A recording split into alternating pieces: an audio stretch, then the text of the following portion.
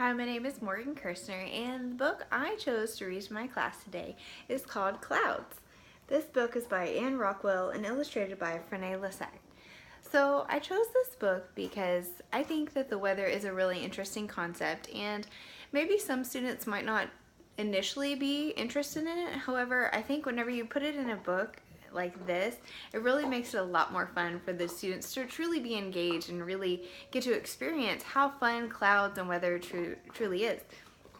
And so before we started reading, I wanted to give my students a little bit of background information about why the weather changing is important. Crops and food cannot grow if they do not have, enough water, and if the weather was always clear and dry, that would really have a negative effect on the environment. So I wanted to give them a little bit of information about that in order to gain a better understanding about exactly what we would be covering in the book. And then as we were reading the book, we went over a couple of the areas about the clouds being in different areas of the atmosphere, and I thought it was really nicely done by the author that she actually put it in the book where the different clouds are located, and she also gave little drawings right here to show the different shapes of how they could look. And I thought that was really nicely done.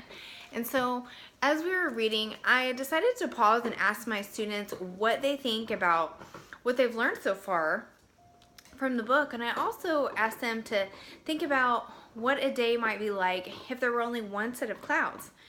And then whenever we were finished reading, I decided to have them create a graphic organizer to organize their thoughts about what we had just read.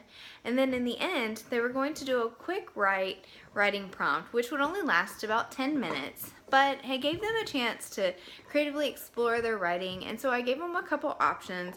One option could be if they had ever been somewhere and maybe the weather drastically changed and they happened to notice that maybe the clouds were originally white and then they turned gray and then perhaps maybe snow fell from them. And then I also told them that if they didn't want to write about that, they could write about what a day in the world might be like if the clouds were all the same and if the weather never changed. So I thought it was a good way to give them a couple different options if they didn't like the initial one, and it allowed their creativity to explore.